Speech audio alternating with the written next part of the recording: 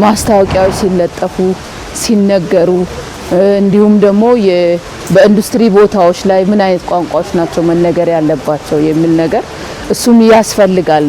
ወጥ የሆነ ነገር ሊኖረው ይገባል እንጂ ሁሉም ሰው እንደፈለገ የፈለገውን ቋንቋ መጠቀም የለበትም። ስታንዳርድ ሊኖረው ይገባል። ኢራን ያላት የሚሳኤል አቅም በተለይም ከመሬት በታች በተገነቡ ግዙፍ ከተሞች ውስጥ የተከማቹት የባለስቲክና ክሩዝ ሚሳኤሎች በመላው መካከለኛው ምስራቅ የሚገኙ የአሜሪካ የጦር ሰፈሮችንና የእስራኤልን ከተሞች የመምታት አቅም አላቸው። በተለይም በቅርቡ ይፋ የተደረጉትና የድምፅን ፍጥነት በብዙ ጥፍ የሚጓዙት ሃይፐርሶኒክ ሚሳኤሎች የአሜሪካን ዘመናዊ አየር መከላከያ ስርዓቶች የመብሳት እድላቸው ከፍተኛ መሆኑ ለግጭቱ አደገኛ ተጨማሪ ማረጋገጫ ነው ሲል ዘገባው አክሏል። የሰሜን አሜሪካ የአየር ክልል ጥበቃ በይፋ እንዳስታወቀው ዘመናዊ የጦር አውሮፕላኖች ወደ ግሪንላንድ ፒቱፊክ የጠፈር ማዕከል እየተጓጓዙ ይገኛሉ። ቀደም ሲል ቱሌ በሚል ስያሜ የሚታወቀው የስልታዊ ወታደራዊ ቤዝ ለአሜሪካ ብሔራዊ ደህንነት እጅግ ወሳኝ የሆነ የሚሳኤል መከላከያና የጠፈር ክትትል ስርዓት የሚገኝበት ስፍራ ነው። ምግብ በልቶ ገላን መታጠብ ለትርፍ አንጀት ያጋልጣል ሲባል መስማት የተለመደ ነው። ሆኖም ይህ ሐሰት ነው። ለትርፍ አንጀት አያጋልጥም። ይሁን እንጂ የትርፍ አንጀት ጊዜ የማይሰጥ ብሎም እስከ ሞት ድረስ ሊያደርስ የሚችል አደገኛ ህመም ነው። ጤና ይስጥልን የተወደዳችሁ ተመልካቾቻችን፣ ከሀገሬ ቴሌቪዥን ዕለታዊ ዜናዎችን የምናቀርብበት ሰዓት ላይ ተገኝተናል። ዜናዎቹን እያቀረብኩ ሱባለው ጋሻው አብሬያችሁ ቆይታ አደርጋለሁ። እስከ ዜናችን ፍጻሜ ድረስ አብራችሁን እንድትቆዩ አክብሮታዊ ግብዣችን ነው። ቀዳሚ ወደምናደርገው ዜና እናልፋለን። በኢትዮጵያ ውስጥ ያሉ መገናኛ ብዙሃን የቋንቋ አጠቃቀም ወጥና አግባብነት ያለው እንዲሆን እየተሰራ ስለመሆኑ የባህልና ስፖርት ሚኒስቴር አስታውቋል። በቀጣይ የምልክት ቋንቋና የትርጉም ስራ የሚሰሩ ዜጎችም የሚጠቀሙበትን ቋንቋ ወጥ ለማድረግ ስራዎች መጀመራቸው ተነግሯል። ሚኪያስ ኃይሌ የመገናኛ ብዙሃን የቋንቋ አጠቃቀምን በተመለከተ የሚስተዋሉ ክፍተቶችን መድፈን ያስችለኛል ያለውን ሰነድ ከባለድርሻ አካላት ጋር እያዘጋጀ መሆኑን የባህልና ስፖርት ሚኒስቴር አስታውቋል። በመገናኛ ብዙሃን የሚቀርቡ ዘገባዎች፣ ማስታወቂያዎችና ሌሎች ይዘቶች ትክክለኛና ወጥ የሆነ የቋንቋ አጠቃቀም ሊኖራቸው ይገባል ያሉት የሚኒስቴሩ የባህልና ቋንቋ ልማት ዘርፍ ሚኒስትር ዴኤታ ነፊሳ አልመህዲን ሚኒስትራቸው ለጉዳዩ ትኩረት ሰጥቶ እየሰራ መሆኑን ጠቁመዋል። በሚኒስቴሩ መሪነት ሌሎች ባለድርሻ ተቋማት ባካተተ መልኩ የመገናኛ ብዙሃን የቋንቋ አጠቃቀምን የተመለከተ ሰነድ እየተዘጋጀ መሆኑን ሚኒስትር ዴኤታዋ ተናግረዋል። በሰነድ ደረጃ ደግሞ እየተዘጋጀ ያለ የሚዲያ ቋንቋ አጠቃቀም አሁን እሱም በእኛ ተቋም ነው የሚሰራው። ማስታወቂያዎች ሲለጠፉ ሲነገሩ እንዲሁም ደግሞ በኢንዱስትሪ ቦታዎች ላይ ምን አይነት ቋንቋዎች ናቸው መነገር ያለባቸው የሚል ነገር እሱም ያስፈልጋል። ወጥ የሆነ ነገር ሊኖረው ይገባል እንጂ ሁሉም ሰው እንደፈለገ የፈለገውን ቋንቋ መጠቀም የለበትም። ስታንዳርድ ሊኖረው ይገባል። ስለዚህ እሱ ደግሞ የሚዲያ ቋንቋን በሚመለከት ከሚመለከተው ተቋም ጋር እሱ እየተሰራ ነው ያለው። በቅንጅት የሚሰራ ስለሆነ ከመገናኛ ብዙሃን ወደ 5-6 የሚሆኑ ሴክተር መስሪያ ቤቶች ጋር ይሄን ተቀናጅተን እየሰራን ያለነው። ቋንቋዎች የየራሳቸው ስርዓትና ሰዋሰው ያለው ከመሆኑ ጋር ተያይዞ የትርጉም ስራዎች ከፍተኛ ጥንቃቄ የሚያስፈልጋቸው መሆናቸውን ሚኒስትር ዴኤታዋ ተናግረዋል። የቋንቋ ትርጉም ላይ የሚሰሩ ተቋማት የሚመሩባቸው ሰነዶች እየተዘጋጀ መሆናቸውን ሲነገር ሚኒስቴሩ የምልክት ቋንቋን የተመለከቱ ስራዎችም እየሰራ ስለመሆኑን አስታውቀዋል። የትርጉምና አስተርጓሚነት እንግዲህ ከትርጉም ባለፈ የገቢ ምንጭም ጭምር ነው። ምክንያቱም እዛ ላይ ተሰማርተው የሚሰሩ አካላት አሉ። ግን ደግሞ ቋንቋዎች እንዴት ነው እየተተረጎሙ ያሉት? እንዴት ነው በዘፈቀደ ነው ወይስ በትክክለኛ በተቀመጠው ስታንዳርድ ነው የሚለው መዘጋጀትም ስላለበት፣ ስለዚህ ያ ትርጉም በሚተረጎሙበት ጊዜ ትርጉሙና የመጣው ጥሬ ቃል እና እኛ ምን ተረጉመው ምን ሰጠው ትርጉም ምንድን ነው ትክክል ነው አይደለም የሚለውን ነገር ከማየት ይሄ ህግም ስለሚፈልግ ማለት ነው የምልክት ቋንቋም ብዙም ትኩረት የማይሰጠው ነው። እንግዲህ በኢትዮጵያ ውስጥ አክቹዋል ቁጥር እንኳን እንዲህ ነው ብዬ ባልናገር ከ5 ሚሊዮን ህዝብ በላይ የምልክት ቋንቋ ተናጋሪ ነው ማለት ነው። እንግዲህ የምልክት ቋንቋንና ሌላውን ቋንቋ የሚለየው የምልክት ቋንቋ በምልክት በመሆኑ ነው። እኛ ደግሞ ያው ስለምንናገረው ነውና ዞሮ ግን የምልክት ቋንቋም ቢሆን ሁሉንም የሚያግባባ ከሆነ ያው እሱም ቋንቋ አካል ነውና እዚህ የምልክት ቋንቋ ላይም ብዙ ስራ እየተሰራ ነው ያለው። ሚኒስቴሩ ከቋንቋ ጋር የተያያዙ ስራዎችን ከከፍተኛ የትምህርት ተቋማት በዘርፉ ላይ ዓመታት ልምድ ካላቸው ባለሙያዎች ጋር በትብብር እየሰራ መሆኑን የ6 ወራት እቅድ አፈጻጸሙን ከባለድርሻ አካላት ጋር በገመገመበት ወቅትም አስታውቀዋል። ኢራን በመንፈሳዊ መሪዋ አያቶላህ አሊ ካሚኒ ላይ የሚሰነዘር ዛቻ መላውን ዓለም ወደ አጠቃላይ ጦርነት ይከታል ስትል አስጠነቀቀች። ዶናልድ ትራምፕ ኢራንን ኢላማ ማድረጋቸውን ተከትሎ የተሰማው ይህ የቴሄራን ማስጠንቀቂያ ቀጠናውን ወደማይቀለበስ እሳት ሊለውጠው ይችላል የሚል ስጋት ፈጥሯል። ዳግም ተገኝ ዝርዝሩን አዘጋጅቷል። በዓለም አቀፍ የፖለቲካ መድረክ ላይ እስካሁን ከታዩት እጅግ አደገኛ ውጥረቶች አንዱ በሆነውና የመካከለኛው ምስራቅን ቀጣይ ታፈንታ ሊቀይር በሚችለው ወቅታዊ ክስተት በቴህራንና በዋሽንግተን መካከል የተፈጠረው ፍጥጫ አዲስና አስፈሪ ምዕራፍ ላይ ደርሷል። የዓለም መገናኛ ብዙሃን ትኩረታቸውን ወደ ኢራኑ ፕሬዝዳንት መስዑድ ፔዜሽኪያንና ወደ አሜሪካው ፕሬዝዳንት ዶናልድ ትራምፕ አስተዳደር አዙረዋል። የሆነበት ዋና ምክንያት ፕሬዝዳንት መስዑድ ፔዜሽኪያን በይፋ መግለጫቸው ያስተላለፉት ማስጠንቀቂያ የዲፕሎማሲን ድንበር ተሻግሮ የሀገራቸውን የመጨረሻ ቀይ መስመር በግልጽ እያስቀመጠ በመሆኑ ነው። ፕሬዝዳንቱ እንደገለጹት በኢራን እስላማዊ ሪፐብሊክ መንፈሳዊ መሪ አያቶላህ አሊ ካሚኒ ላይ የሚሰነዘር ማንኛውም አይነት ጥቃት ወይም የደህንነት ስጋት የመካከለኛው ምስራቅ ቀጠናን ብቻ ሳይሆን ዓለምን ወደ ዓለም አቀፍ ጦርነት የሚከት የማይቀለበስ እርምጃ ይሆናል ብለዋል። የፕሬዝዳንት ፔዜሽኪያን ጠንካራ ማስጠንቀቂያ ሊሰማ የቻለው ዶናልድ ትራምፕ በቅርቡ ባደረጉት ንግግር የኢራን መንፈሳዊ መሪ ኢላማ ያደረገ ጠንካራ ማስጠንቀቂያ መስጠታቸውን ተከትሎ ነው። በዓለም ፖለቲካ ውስጥ ከፍተኛ ጫና የተሞላበት ፖሊሲ በማራመድ የሚታወቁት ፕሬዝዳንት ትራምፕ የኢራንን የፖለቲካና ወታደራዊ መዋቅር ለማዳከም ቁልፍ መሪዎችን ተጠያቂ የማድረግ ስትራቴጂን እየተከተሉ እንደሆነ በዋሽንግተን ያሉ የፖለቲካ ተንታኞች ይገልጻሉ።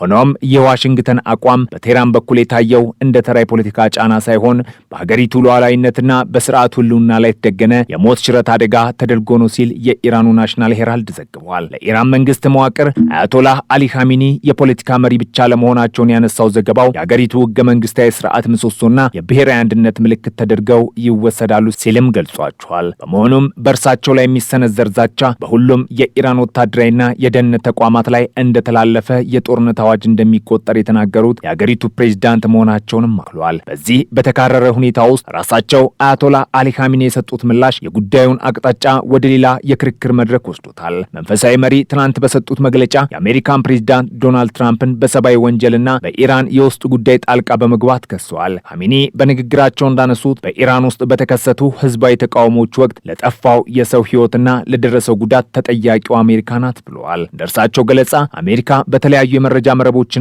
የስለላ ተቋማት አማካኝነት በኢራን ወጣቶች መካከል ብጥብጥን በመቀስቀስ ሀገሪቱን ከውስጥ ለማዳከም የሚያስችል ሴራ ጠንስሳለች። ትራምፕ በኢራን ንጹሐን ዜጎች ደም እጃቸው አለበት፣ ዛሬ ስለ ሰብአዊ መብት በመናገር ሊከሱን የሚሞክሩት የራሳቸውን ወንጀል ለመሸፈን ነው ሲሉ ካሚኒ ተናግረዋል። ይህ ንግግር በአሜሪካና በኢራን መካከል ያለውን ውጥረት ከጂኦፖለቲካዊ ፉክክር በተጨማሪ ወደ ሞራላዊና ህጋዊ ክስ ያሸጋገረው ሆኖ ተገኝቷል። ከወታደራዊ ሳይንስ አንጻር ሲታይ የፕሬዝዳንት ፔዜሽኪያን ጠቅላላ ጦርነት ማስጠንቀቂያ ቀላል ትርጉም የሚሰጠው አይደለም ሲል የዘገበው ደግሞ ሲቢኤስ ኒውስ ነው። ኢራን ባለፉት 2 አስርት ዓመታት በመካከለኛው ምስራቅ የገነባችው ወታደራዊ አቅምና ስትራቴጂካዊ ጥልቀት ይህንን ማስጠንቀቂያ በተጨባጭ መሬት ላይ ለማውረድ የሚያስችል አቅም እንዳላት ያሳያል። የወታደራዊ ተንታኞች እንደሚያብራሩት ኢራን ያላት የሚሳኤል አቅም በተለይም ከመሬት በታች በተገነቡ ግዙፍ ከተሞች ውስጥ የተከማቹት የባለስቲክና ክሩዝ ሚሳኤሎች በመላው መካከለኛው ምስራቅ የሚገኙ የአሜሪካ የጦር ሰፈሮችንና የእስራኤልን ከተሞች የመምታት አቅም አላቸው። በተለይም በቅርቡ ይፋ የተደረጉትና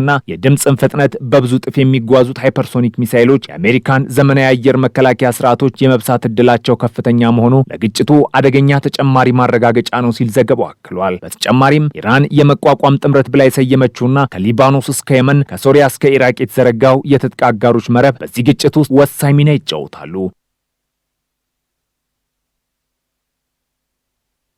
የአሜሪካው ፕሬዝዳንት ዶናልድ ትራምፕ በዴንማርክ አስተዳደር ስር የምትገኘውን ግሪንላንድን የግዛት አካል ለማድረግ ያላቸውን ፍላጎት ተከትሎ አሜሪካ የሰሜን አሜሪካ የአየር ክልል መከላከያ እዝ ወታደራዊ አውሮፕላኖችን ወደ ግዛቷ ማሰማራቷን አስታውቃለች። ይህ የአሜሪካ እርምጃ ውጥረቱን እንዳያባብሰውም ተሰግቷል። ደምሰው ሽፈራው በአርክቲክ ውቅያኖስ ቅዝቃዜ ውስጥ የምትገኘውና ለዘመናት በሰላማዊነቷ የምትታወቀው ግሪንላንድ በአሁኑ ወቅት በዓለም አቀፍ ፖለቲካ ውስጥ እጅግ ትኩስና አደገኛ ቀጠና ሆና ብቅ ብላለች። የአሜሪካው ፕሬዝዳንት ዶናልድ ትራምፕ ግሪንላንድን ከአስተዳዳሪዋ ዴንማርክ ለመግዛት ያላቸውን ፍላጎት በድጋሚ ካነሱና ይህንንም ለማሳካት ኃይል የመጠቀም አማራጭን ጭምር ሊጠቀሙ እንደሚችሉ ካስታወቁ በኋላ አካባቢው ወደ አዲስ ወታደራዊ ፍጥጫ ውስጥ ገብቷል። ከሰሞኑን የታዩት ክስተቶች ደግሞ ጉዳዩን ከቃላት ጦርነት አልፎ ወደ ተግባራዊ ወታደራዊ እርምጃ መሸጋገሩን ያረጋግጣሉ። የሰሜን አሜሪካ የአየር ክልል ጥበቃ በይፋ እንዳስታወቀው ዘመናዊ የጦር አውሮፕላኖች ወደ ግሪንላንድ ፒቱፊክ የጠፈር ማዕከል እየተጓጓዙ ይገኛሉ። ቀደም ሲል ቱሌ በሚል ስያሜ የሚታወቀው ይህ ስልታዊ ወታደራዊ ቤዝ ለአሜሪካ ብሔራዊ ደህንነት እጅግ ወሳኝ የሆነ የሚሳኤል መከላከያና የጠፈር ክትትል ስርዓት የሚገኝበት ስፍራ ነው። አሜሪካ አሁን እያሰማራችው ያለው ጦር ብዛትና ጥራት ሲታይ ስምሪቱ ተራ የልምምድ ተግባር አለመሆኑን የኤቢሲ ኒውስ ዘገባ ያስረዳል። ወደ ስፍራው እያመሩ ካሉት አውሮፕላኖች መካከል ዘመናዊዎቹ የኤፍ-16 ተዋጊ ጀቶች፣ የረጅም ርቀት ክትትል አውሮፕላኖችና ግዙፍ የጭነት አውሮፕላኖች ይገኙበታል። እነዚህ አውሮፕላኖች በአላስካ በካናዳና በዋናው የአሜሪካ ግዛት ውስጥ ከሚገኙ ወታደራዊ ካምፖች ጋር ተቀናጅተው የሚሰሩ ሲሆን አጠቃላይ የአርክቲክን ሰማይ ሙሉ በሙሉ ለመቆጣጠር የሚያስችል አቅም ያላቸው ናቸው። አሜሪካ ይህንን ስምሪት ለረጅም ጊዜ እየታቀደና መደበኛ ተግባር በማለት ብትገልጸውም የስምሪቱ ወቅታዊነት ግን ከዋሽንግተን አስተዳደር የግዛት ባለቤትነት ፍላጎት ጋር ቀጥተኛ ግንኙነት እንዳለው የፖለቲካ ተንታኞች ይስማማሉ። ፕሬዝዳንት ትራምፕ ግሪንላንድን ለመቆጣጠር ያላቸው ፍላጎት ከኢኮኖሚያዊ ጥቅም ይልቅ ስትራቴጂካዊ ደህንነት ላይ ያተኮረ ነው። አሜሪካ ግሪንላንድን መቆጣጠሯ በክልሉ እየታየ ያለውን የሩሲያ ወታደራዊ መጠናከርና የቻይናን የንግድ መስፋፋት ለመግታት ወሳኝ እንደሆነ ታምናለች። ሆኖም ይህንን ፍላጎቷን በገንዘብ ብቻ ሳይሆን በኃይልም ለማሳካት መሞከሯ በአውሮፓ አገሮች ዘንድ ከፍተኛ ድንጋጤን ፈጥሯል። ፕሬዝዳንት ትራምፕ በሰጡት መግለጫ ግሪንላንድን ለመቆጣጠር በሚደረገው ጥረት ላይ እንቅፋት ለሚሆኑ 8 የአውሮፓ ሀገራት እስከ 100% የሚደርስ የንግድ ታሪፍ ለመጣል ቃል ገብተዋል። በቅርቡ በሰጡት ቃለ ምልልስ ደግሞ ግሪንላንድን በኃይል ለመውሰድ ወታደር ይልካሉ ወይ ተብለው ሲጠየቁ ምንም አስተያየት የለኝም ማለታቸው አሜሪካ ወታደራዊ እርምጃን እንደ አማራጭ መያዟን የሚያመላክት ሆኗል ሲል ዘ ኢንዲፔንደንት አስነብቧል። ዴንማርክ በበኩሏ የአሜሪካን ወታደራዊ ግፊትና ሉዓላዊነቷን የመጋፋት ሙከራ በዝምታ አልተመለከተችውም። ባለፉት ጥቂት ቀናት ውስጥ የዴንማርክ መንግስት በግሪንላንድ ላይ ያለውን ወታደራዊ አሰፋፈር በከፍተኛ ሁኔታ አሳድጓል። የዴንማርክ ጦር አዛዥ ፒተር ቦይሰን በግንባር ተገኝተው የሚመሩት ይህ ስምሪት በመቶዎች የሚቆጠሩ ልዩ የኮማንዶ ኃይሎችና ዘመናዊ የጦር መሳሪያዎችን ያካተተ ነው። ከዴንማርክ የተነሱ በርካታ የጦር አውሮፕላኖች ወደ ኑክና ካንገርሉስዋክ ተከታታይ በረራዎችን በማድረግ ወታደሮችንና ወታደራዊ ቁሳቁሶችን እያራገፉ ነው። የዴንማርክ የባህር ኃይል ፍሪጌት መርከቦችም በግሪንላንድ ጠረፍ ላይ ጥበቃቸውን አጠናክረዋል። ይህ የዴንማርክ እርምጃ ከዚህ ቀደም በደሴቲቱ ላይ ከነበራት 200 የሚጠጉ አነስተኛ ወታደራዊ ኃይል ጋር ሲነጻጸር እጅግ ከፍተኛ የሚባል ሲሆን ይህም አገሪቱ ለሉዓላዊነቷ እስከ መጨረሻው ለመቆም ዝግጁ መሆኗን የሚያሳይ ግልጽ መልእክት ነው። የዴንማርኩ የጦር አዛዥ ቦይሰን በሰጡት መግለጫ ዴንማርክ ግሪንላንድን የመከላከል አቅም እንዳላት ገልጸው ወታደራዊ ልምምዱ ይበልጥ ቋሚ ሊሆን እንደሚችልም አስታውቀዋል። የአውሮፓ መሪዎች ባለፉት 2 ቀናት ውስጥ የሰጧቸው መግለጫዎች የሁኔታውን አሳሳቢነት ይበልጥ አግዝፈውታል። የብሪታንያው የውጭ ጉዳይ ሚኒስቴር ይቬት ኩፐር በትላንትናው ዕለት በፓርላማ ቀርበው በሰጡት መግለጫ አሜሪካ በአጋሮቿ ላይ የምታሳየው የታሪፍ ዛቻና ጫና ፍጹም ስህተት መሆኑን ገልጸዋል።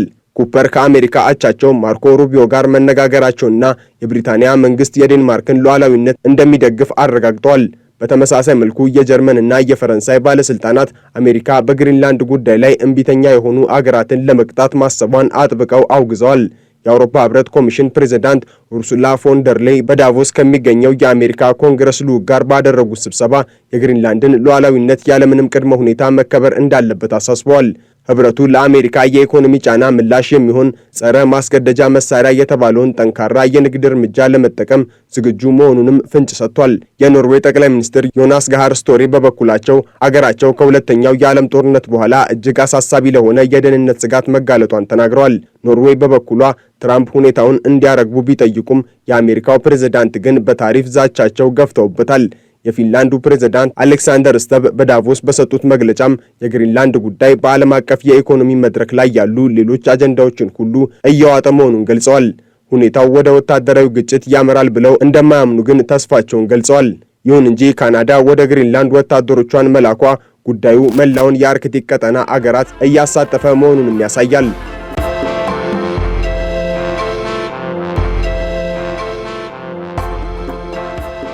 ሀገሬ ዜና እንደቀጠለ ነው። የተወደዳችሁ ተመልካቾቻችን፣ አሁን ደግሞ ወደ አጫጭር መረጃዎች እናልፋለን። የጉምሩክ አዋጅን ለማሻሻል የተዘጋጀ ረቂቅ አዋጅ ለሕዝብ ተወካዮች ምክር ቤት መመራቱን የጠቅላይ ሚኒስትር ጽሕፈት ቤት አስታውቋል። በማሻሻያ ረቂቅ አዋጁ ላይ የሚኒስትሮች ምክር ቤት ውይይት ማድረጉን የገለጸው ጽሕፈት ቤቱ በስራ ላይ ያለው አዋጅ ለበርካታ ዓመታት ያገለገለ መሆኑና የአዋጁ ድንጋጌዎችን ዓለም አቀፍ የንግድ እንቅስቃሴ ከደረሰበት ደረጃ ጋር ለማጣጣም ማሻሻያ ማድረግ አስፈላጊ ሆኖ መገኘቱን ጠቁሟል። ምክር ቤቱ ባደረገው 52ኛ መደበኛ ስብሰባ ለኢንቨስትመንት የሚሰጥ የታክስና ቀረጥ ማበረታቻ ደንብን ማጽደቁ ሲነገር የኢንተርፕረነርሺፕ ልማት ፖሊሲ በስራ ላይ እንዲውል መወሰኑም ተነግሯል።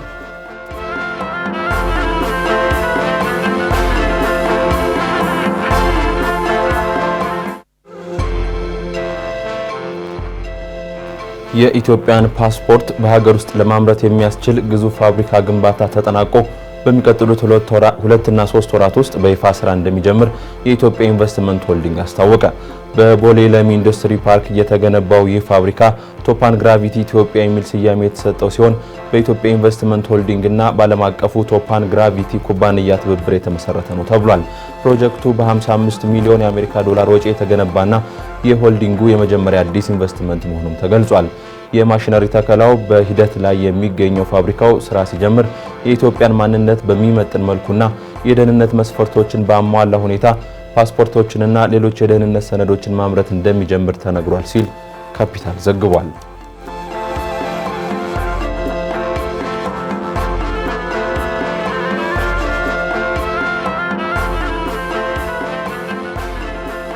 በአማራ ክልል ባለፉት 6 ወራት ከቱሪዝም ዘርፉ ከ7.7 ቢሊዮን ብር በላይ ገቢ መገኘቱን የክልሉ ባህልና ስፖርት ቱሪዝም ቢሮ አስታውቋል። ባለፉት 6 ወራት የክልሉን እምቅ ጸጋዎች በማስተዋወቅና ለዘርፉ ትኩረት በመስጠት በተሰራው አመርቂ ስራ ቱሪዝሙ እያንሰራራ መሆኑንም ክልሉ ገልጿል።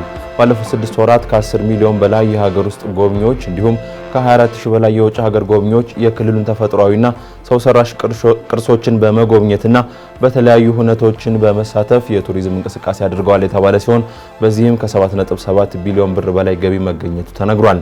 በክልሉ በተለያዩ ምክንያቶች ተቀዛቅዞ የነበረው የቱሪስት ፍሰት አሁን ላይ ጭማሪ እያሳየ መምጣቱንም የክልሉ ባህል ቱሪዝምና ስፖርት ቢሮ ምክትል ቢሮ ኃላፊ ዶክተር አየላ ናውጤ ገልጸዋል።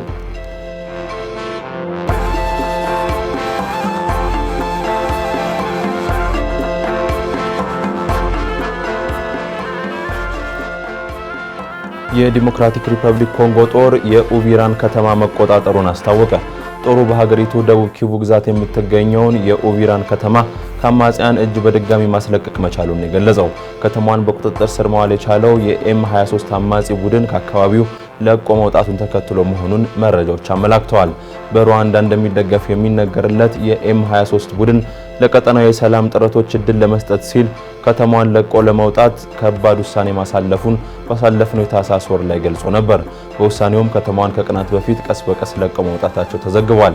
የአማጺ ቡድኑን ለቆ መውጣትና የሀገሪቱ ጦር መግባት ተከትሎ የአካባቢው ነዋሪዎች ደስታቸውን ቢገልጹም ሰራዊቱ ወደ ከተማዋ በገባበት ወቅት በአንዳንድ የንግድ ቤቶችና የመኖሪያ ቤቶች ላይ ዘረፋ ተፈጽሟል ሲል አፍሪካ ኒውስ ዘግቧል።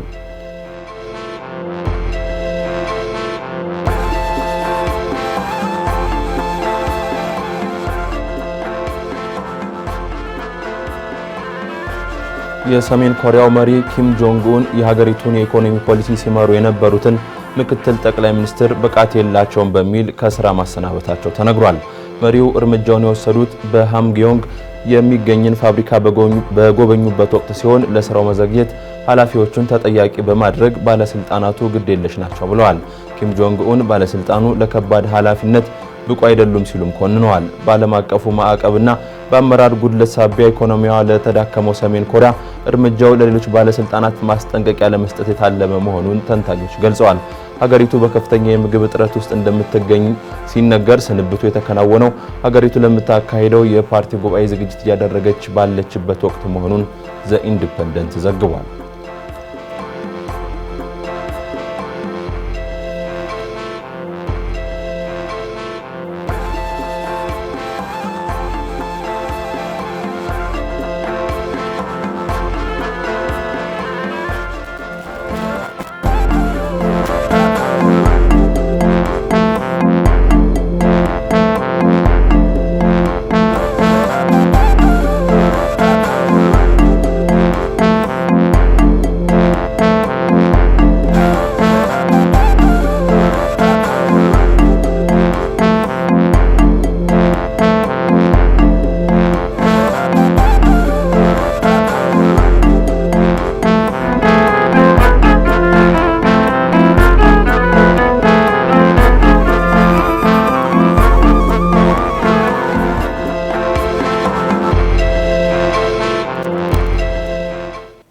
ምግብ በልቶ ገላን መታጠብ ለትርፍ አንጀት ያጋልጣል በሚል በተለምዶ ሲነገር ይሰማል። ይሁን እንጂ እውነታው ከዚህ የራቀ መሆኑን የሕክምና ባለሙያዎች ይገልጻሉ። ለመሆኑ ትርፍ አንጀት ምንድነው? መፍትሄውስ? የሚለውን የጤና ባለሙያው እንደሚከተለው አዘጋጅቶታል።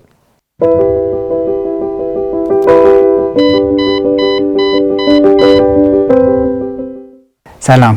ምግብ ተመግቦ ገላ መታጠብ ለትርፍ አንጀት ያጋልጣል? ለመሆኑ ትርፍ አንጀት ምንድነው? መፍትሄውስ ምንድነው?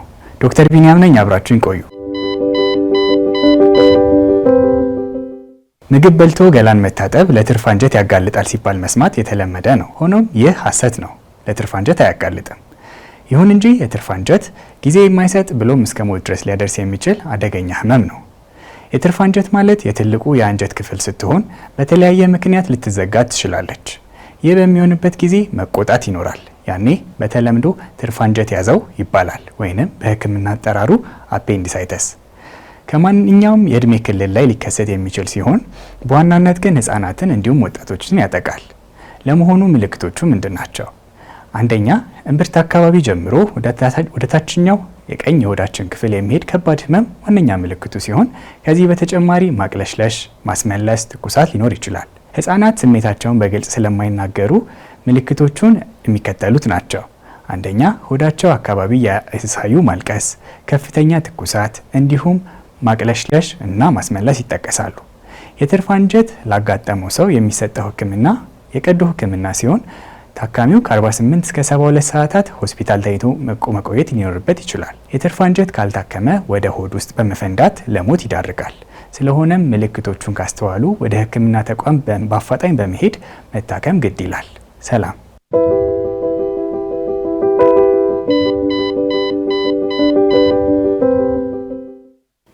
የኤሌክትሪክ ተሽከርካሪዎች ላይ ከሚነሱ ጥያቄዎች መካከል ተሽከርካሪዎቹ ከመሬት ያላቸው ከፍታ አንዱ ነው።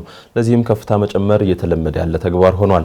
የመኪናን ከፍታ መጨመር ጥቅምና ጉዳቱን አስመልክቶም የአውቶሞቲቭ ባለሙያው ተከታዩን አዘጋጅቷል።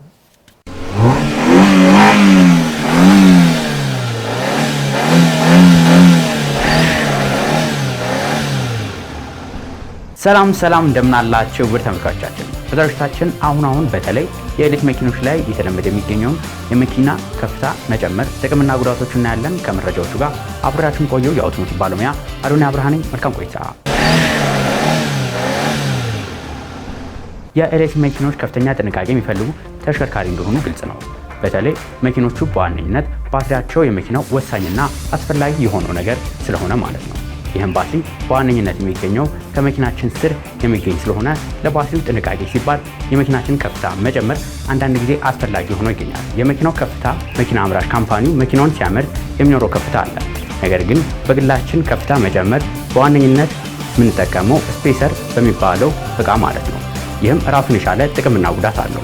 ጥቅሙን በምናይበት ጊዜ የመኪናው ከመሬት ያለውን ከፍታ ከፍ በምናደርግበት ጊዜ መኪናው ከስር ድንጋይ እንዲሁም ሌሎች ነገሮች ላይ ጉዳት እንዳያደርስበት እንዲሁም አሁን እየመጡ የሚገኙት የኤሌክትሪክ መኪና ራሳቸውን የቻሉ የአይፒ ሬቲንግ ወይ ደግሞ እንግሊዝ ፕሮቴክሽን ሬቲንግ አላቸው። ይህም ማለት ወደ ኤሌክትሪክ ሞተሮቹ ወደ ባትሪው ውሃ እንዳይገባ የመከላከል አቅሙ ማለት ነው።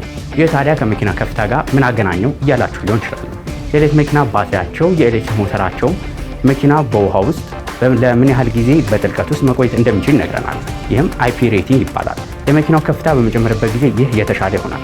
ነገር ግን የመደረግ ያለበት በዋነኝነት ፈሳሽ ነገር ወደ ባትሪያቸው እና ሞተራቸው እንዳይገባ መከላከል የሚችሉ አቅማቸው ማለት ነው አይፒ ሬቲንጋቸው አይፒ 67 እንዲሁም አይፒ 68 የሆኑ ተሽከርካሪዎች ላይ ብቻ ነው። ደግሞ ይህንን ካለን ጉዳቱን ደግሞ እንመልከት። የመጀመሪያው ጉዳቱ የመኪናው አየር የመሰንጠቅ አቅሙ ሊቀንስ ይችላል። ይህም ሲሆን በዋነኝነት መኪናው በአንድ ጊዜ መጓዝ የሚችለው ርቀት ሊቀንስ ይችላል። ይህም የሚሆነው የአየር ግፊት በ60 ኪሎ ሜትር በሰዓት ወይ ደግሞ 70 ኪሎ ሜትር በሰዓት በላይ በሚሆንበት ጊዜ የአየር ግፊት ሊጨምርብን ይችላል። ይህ እንደሚያሳየን ደግሞ በከፍተኛ ፍጥነት ስናሽከረክር መኪናው አየሩን ለመሰንጠቅ ተጨማሪ ጉልበት ስለሚያስፈልገው የመኪናው ቻርጅ ቶሎ ሊያልቅ ይችላል ማለት ነው። ሌላኛው ጉዳቱ ደግሞ መኪናው በስፔሰር ተጠቅመን ከፍታ በሚጨምርበት ጊዜ በረዥም ጊዜ ውስጥ የመኪናው አንዳንድ ፓርቶች ላይ ጉዳት ሊደርስ ይችላል። የመጀመሪያው ኮንትሮል አርም ምንለው፣ ሌላኛው ደግሞ ቦል ጆይንት ምንለው ወይ ደግሞ በተለምዶ በሀገራችን ላይ ቴስቲንግ ምንለው ላይ ማለት ነው። በጊዜ ሂደት እነዚህ ነገሮች ሊበላሹብን ይችላሉ። ስለዚህ የመኪናችን ከፍታ መጨመር ግድ የሚያስፈልገን ከሆነ ስፔሰር ከፍታ መጨመር ያለብን ከ2 ሴንቲሜትር እስከ 3 ሴንቲሜትር ባለው ብቻ መጨመር ያለብን። ከዚህ በተጨማሪ ግን ተለቅ ያለ ቻርጅ የምንጠቀም ከሆነ የመኪናውን ቦዲ እንደማይነካ ማረጋገጥ ይኖርብናል። ለዛሬ ይዤላችሁ የቀረቡት መረጃ ይሄን ይመስል ነበር። በቀጣይ ሌሎች ከመኪና ጋር በተገናኙ መረጃዎች እስከምንገናኝ ድረስ መልካም ሁሉ ተመኘው።